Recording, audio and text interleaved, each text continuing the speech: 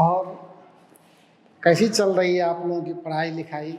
कल तो थोड़ा सा टेक्निकल फॉल्ट हो जाने की वजह से कल वीडियो नहीं डाल पाए थे हम, लेकिन मोशन अंडर ग्रेविटी यानी गुरुत्व के अधीन गति की जो बातें हैं उसमें क्या तथ्य छिपा हुआ है, कैसे कैसे कॉन्सेप्ट उसमें लगते हैं, कितना आसान है उसको समझना, ये सारी बातों की चर्चा हमने कर दी हुई है। और निश्चित तौर पर जो पीछे वाला वीडियो आपका है, जो लेक्चर हमने दिखाया सिखाया हुआ है, उस लेक्चर को अगर आप गौर से सुनेंगे, समझेंगे, कॉन्सेप्ट पे ध्यान देंगे, तो आज के बाद से आपके लाइफ में मोशन अंडर ग्रेविटी यानी गुरुत्व के अधीन गति के संबंध में जो सैद्धांतिक बात है, जो बेसिक गाइडलाइन है, उसकी सारी समस्या खत्म। उसमें और अगर किसी प्रकार का कंफ्यूजन आने वाला है तो एक छोटा सा और बिल्कुल आसान सा सवाल लेकर के हम आपको ये कॉन्सेप्ट फिर से रिबिल्ड करने की कोशिश करते हैं, फिर से समझाने की कोशिश करते हैं, ताकि आपको चीज़ें अच्छे तरीके से समझ में आए। देखिए ये सवाल क्या कहता है, बिल्कुल आसान सा प्रॉब्लम है, पर ये प्रॉब्लम अपने आप में कुछ भी नहीं है, पर सिखा के बहुत कुछ जाएगा हम लोगों को। आइए देखते हैं इसको। कहता है कि एक गेंद को जमीन से ऊपर की ओर 20 मीटर प्रति सेकंड के वेग से फेंका गया है। अगर जी का मान 10 मीटर पर सेकंड स्क्वायर लिया जाए हो तो अधिकतम कितनी ऊंचाई गेंद प्राप्त कर सकेगी और इसमें कितना समय लगेगा? बच्चों, हमने मोशन अंडर ग्रेविटी यानी गुरुत्व के अधीन गति को समझाने के लिए आपके लिए एक चिन्ह परिपाटी का उपयोग किया हुआ है। गौर से समझेंगे, वही चीज आपको ये आसान करके देगा। सपोज कीजिए इस प्रॉब्लम को सॉल्व करने के लिए हमने जो सॉल्यूशन उठाया है, उस सॉल्यूशन में हमने ऊपर की दिशा को धनात्मक दिशा माना है, तो इसका मतलब जी का जो डायरेक्शन होगा वो क्या होगा?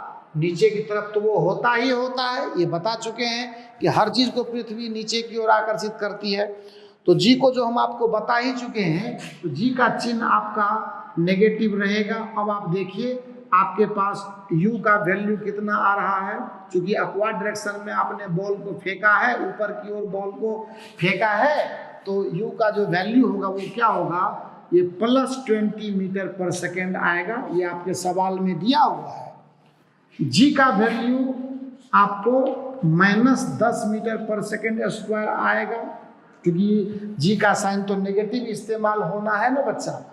अब आप देखो कि ये अगर बॉल अगर आपका अधिकतम ऊंचाई पिक करता है तो वहां अंतिम वेग इसका क्या हो जाएगा? 0 हो जाएगा।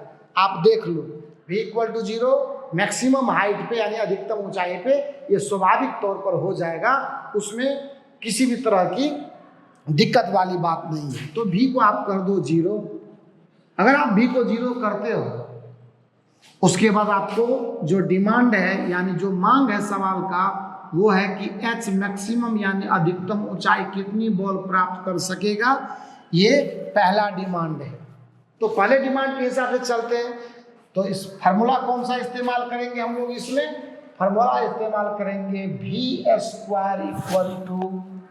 = u² और -2g और h मैक्सिमम। और हमको पता है कि मैक्सिमम हाइट पे v का वैल्यू 0 होता है, इसीलिए u²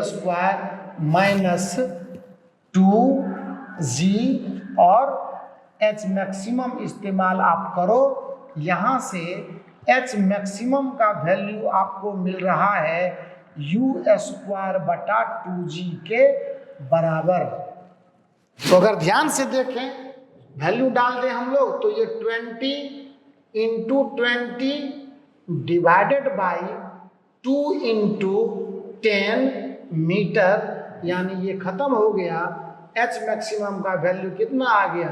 20 मीटर आ गया। तो बिल्कुल आसान सी छोटी सी बात है। उसी प्रकार से अगर मैं इसके बी डिमांड की बात करूं कि वो कितना मैक्सिमम हाइट पर पहुंचने का कितना टाइम होगा उसका, तो आप देखिए ना, v equal to u minus g into t a का मतलब हो गया असेंडिंग टाइम, मतलब यहाँ से यहाँ पहुँचने का इसका जो टाइम है, इसको ऊपर जाने का समय, यानी असेंडिंग टाइम का नाम देते हैं। और जो उसकी वैल्यू आएगी वो आएगी, फिर से एक बार v इक्वल टू 0 करने पर u का मान आपको 20 and minus 10 into T and calculation कर दो तो टी का वैल्यू कितना आ जाएगा, 2 सेकेंड। तो देखो ये सवाल इस मामले के लिए नहीं, मैंने आपको साइन कन्वेंशन को अप्लाई करने के लिए कैसे सीखा जाता है। अब यही सेम सवाल को मैंने पहले ही आपको बताया हुआ है कि चिन्ह का निर्धारण मैं ऊपर की दिशा को पॉजिटिव रखूं या मैं नीचे की दिशा को पॉजिटिव रखूं, मैं जी का साइन प्लस रखूं कि मैं जी का साइन माइनस रखूं, वो अपना साइन कन्वेंशन हम सेट कर लेते हैं और उसी के हिसाब से जी का साइन भी हम फिक्स कर लेते हैं और उसी के हिसाब से यू भी एच का भी साइन फिक्स कर लेते हैं। तो मैं आपको ये बताने की कोशिश कर रहा हूं कि गुरुत्व के अधीन गति को पढ़ते हुए सबसे बड़ी परेशानी आती है यू भी और एच और जी के चिन्ह को लेकर के। तो मैंने मोस्टली ये एफर्ट किया है, प्रयास किया है कि इस पर कोई कंफ्यूजन आपका नहीं रहे और इस तरह के कॉन्सेप्ट के साथ आप 9th क्लास के बच्चे हो, आपको बिल्कुल एक परफेक्शन के साथ आगे बढ़ना है। 2 बार हो, 3 बार हो, 4 बार हो, जब जैसा उचित लगे आप उसको बार बार रिपीट करके रिव्यू करके देखिए और आप सवाल को आगे बनाते रहिए। अब देखिए ना, इसी सवाल को मैं आपको चिन्ह निर्धारण के दूसरे कड़ी में ला करके समझाने की कोशिश कर रहा हूं। आप देखना, इस पर कोई फर्क नहीं पड़ेगा। इस सवाल को मुझे अब इसकी जरूरत नहीं है, आप इसको ये कर लेना, ठीक है ना। ये आपको क्लास 9 के लिए है, क्लास 9 का ये लेक्चर आपका है। तो निश्चित तौर पर अगर मैं उसी सवाल को, आप देख लो कि मैं साइन कन्वेंशन चेंज कर रहा हूँ, जब मैं साइन कन्वेंशन चेंज कर रहा हूँ तो मैं दूसरी विधि का इस्तेमाल करके भी आपको मैं दिखाता हूँ। कहीं से कोई तकलीफ वाली बात नहीं है, हमें चीज़ें आसानी से समझ में आएगी। मान लो कि मैंने डाउनवर्ड डायरेक्शन को प्लस ले लिया, नीचे की दिशा, डाउनवर्ड बोले तो नीचे की दिशा, तो जी का क्या होगा, फेवर आ जाएगा, जी आ जाएगा पॉजिटिव साइन के साथ। बोलाएगा कि नहीं आएगा? जैसा चिन्ह की दिशा हमने मानी नीचे की दिशा में प्लस माना है तो जी भी उसी डायरेक्शन में है और इसीलिए कोई परेशानी नहीं है। और बॉल को फेंका आपने नीचे से ऊपर, तो इसमें भी कोई दिक्कत नहीं, सारी चीज़ें यहाँ पे v का वैल्यू 0, u का वैल्यू है। अब इसका चिन्ह क्या होगा, तो v आ जाएगा आपको नेगेटिव में, u आ जाएगा किसमें, नेगेटिव। देख लीजिए आप, डाउनवर्ड डायरेक्शन पॉजिटिव लिया है तो अपवर्ड डिस्प्लेसमेंट भी क्या होगा, ये भी नेगेटिव में, यानी h मैक्सिमम एक बार फिर से यहाँ पे आपको नेगेटिव में लिखना पड़ेगा, ये नेगेटिव में, पर g आ जाएगा पॉजिटिव में। तो इक्वेशन क्या बना, समीकरण फार्मूला ये होगा a नंबर के लिए माइनस v का square equal to minus u का स्क्वायर प्लस 2 इंटू माइनस जी और इंटू माइनस h।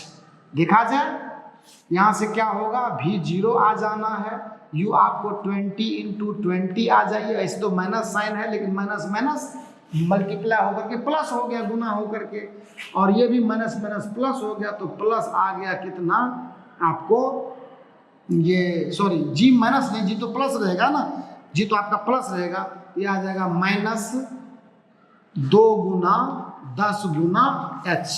और इसीलिए आप देख सकते हैं कि इस चिन्ह निर्धारण से भी कोई अंतर नहीं पड़ने वाला है। 20 इंटू 20 बटे 2 इंटू 10 इतना मीटर, ये देखिए आ गया। तो साइन कन्वेंशन जो आप लेंगे उससे आंसर पर कोई फर्क पड़ने वाला नहीं है, आंसर आपका जो है वही रहेगा।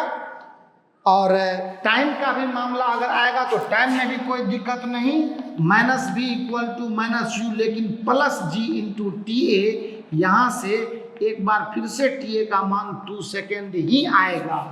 मेरा मानना है कि गुरुत्व के अधीन गति की पढ़ाई आप कर रहे हो बच्चों, आपका क्लास अभी बिल्कुल, आप 9th क्लास में हो, तो 9th क्लास के लिए जितने कॉन्सेप्ट की आपको जरूरत है उतना कॉन्सेप्ट सफिशिएंट है। ये निश्चित तौर पर इसी सवाल को दोनों साइन कन्वेंशन से मैंने बना करके आपको दिखाया, इसीलिए मेरा ये मानना है कि बच्चों आप किसी भी कॉन्सेप्ट को पढ़ो एकदम फ्रीडम के साथ पढ़ो, किसी तरह का संकुचन नहीं होना चाहिए, किसी तरह का कि दिक्कत नहीं होनी चाहिए, कोई कंफ्यूजन नहीं होना चाहिए, क्योंकि ये फिजिक्स है और ये जब तक आपको बिल्कुल समझ में अच्छे तरीके से नहीं आएगा, एक भी सवाल, एक भी चीज़ें आपको पढ़ने में अच्छी नहीं लगेगी, न कोई आगे सॉल्यूशन मिलेगा। आप वीडियो को बार बार देखिए, समझिए, अपने दोस्तों के साथ शेयर कर दीजिए, सब्सक्राइब कीजिए चैनल को सपोर्ट दीजिए, अपने दोस्तों के बीच भी इसको बार बार जो है सो चर्चा में लाइए, क्योंकि ये बिल्कुल अभी तो स्टार्ट है, ये बहुत बड़ा हेल्प करेगा आपको आगे आने वाले समय में। और मैं यही कहता हूँ कि हर दिन आपके लिए नया है, हर कॉन्सेप्ट आपके लिए नया है, हर मेहनत आपके लिए नया है। आप जितना चाहें आगे बढ़ें, हमारा साथ हमेशा रहेगा, ये मैं रोज़ बोलता हूँ, आपको हमेशा से बोलूँगा। और इस छोटे से कॉन्सेप्ट को लीगल तरीके से अपने दिमाग पर रखिए और ये कोशिश कीजिए और ये विश्वास रखिए कि यह चैनल ही आपका भाग्य निर्धारित करेगा, आपको बेहतर सफलता दिलाएगा। बस आज इसको ही बार बार देख करके आप समझ करके और अगले वीडियो का इंतज़ार कीजिए। आज के लिए बस इतना ही। Thank you.